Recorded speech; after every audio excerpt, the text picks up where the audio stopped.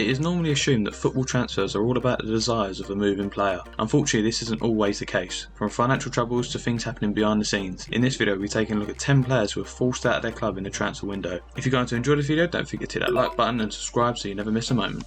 Up first, we have Angel Di Maria. Manchester United paid a British record fee at the time for the Argentine services. He signed for £57 million from Real Madrid. However, that did not translate on the pitch as Di Maria looked miserable almost from the get-go.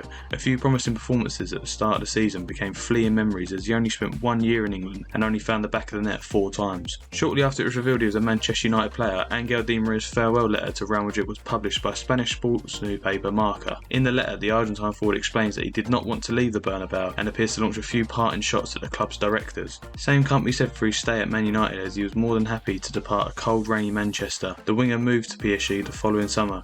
Almost as if a weight has been lifted off from his shoulders, he immediately started performing at a high level once again at his new club, and is seen by many PSG fans as a club legend.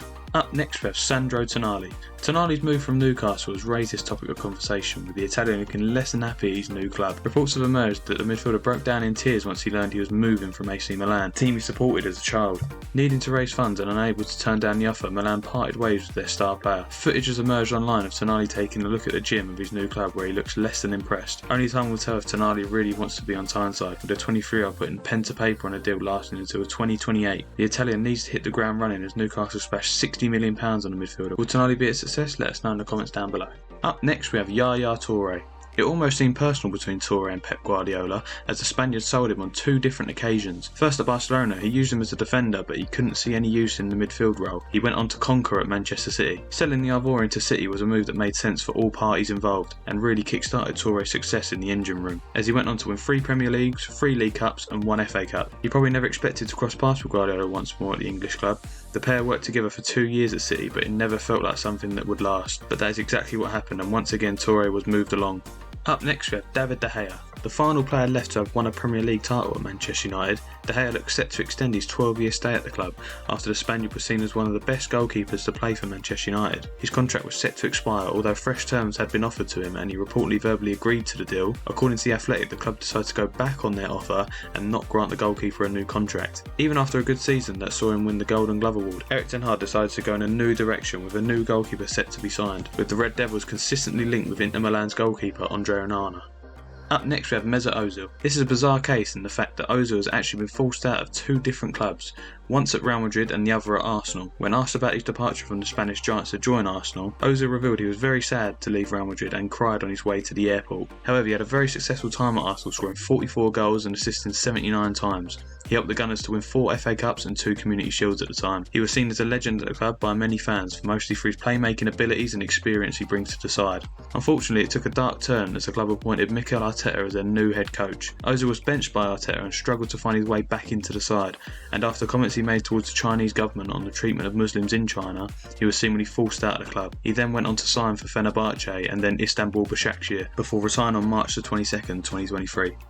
Up next is Luis Suarez. 209 goals in 304 games is an absolutely incredible tally by anyone's standards, and that is exactly what Suarez contributed during his time at Barcelona. Suarez won an incredible 13 trophies in his time at the Blaugrana. He also became the first player to lead in both goals and assists in La Liga history in the 15-16 season. Always one to wear his heart on his sleeve, the Uruguayan made his feelings known when he was forced out of the Nou Camp by incoming manager Ronald Koeman. The Dutchman left Suarez out of his plans and instead opted for Frenchman Antoine Griezmann to lead the line. Feeling his time at the club had been cut short, lit a fire beneath the fiery striker, and he moved to fellow La Liga club Atletico Madrid. Suarez eventually had the last laugh, firing his new team to a title in the following season at the expense of his former employers.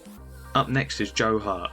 There seems to be a common theme surrounding Guardiola. He likes to show his authority by bringing in players he knows he can trust, and this sometimes comes at the expense of players that have previously done well for a club such as Joe Hart. Hart was England's top goalkeeper for many years and a vital part of Man City's first few league title wins.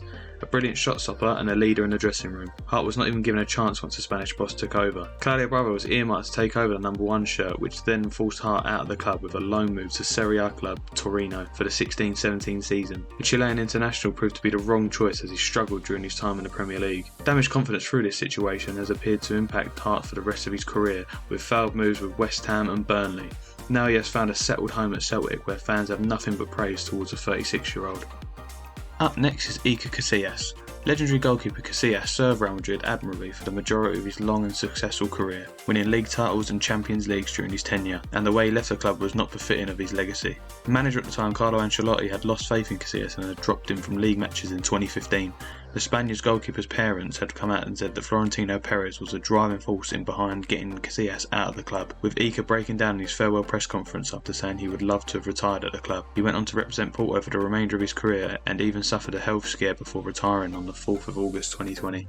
Up next on the list is Pepe Reina. Reina sent out an open letter to Liverpool fans that read, "Although it was not my decision to leave, I will accept it just like I always accepted any decision that Liverpool have taken for me." This was after the club decided to send the shot stopper out on loan to Napoli in Serie A. Simon Mignolet was brought in to replace the Spaniard and the writing was on the wall for him going forward. A charismatic figure and a brilliant goalkeeper on his day, Reina would never play for the Reds again, after falling firmly out of favour with Brendan Rodgers. The move to Naples was sanctioned before Reina even knew about it, and this is the biggest issue he took with the move. Rodgers clearly felt it was time for a change in the goalkeeping position, but the situation could have been handled a lot better on everyone's part.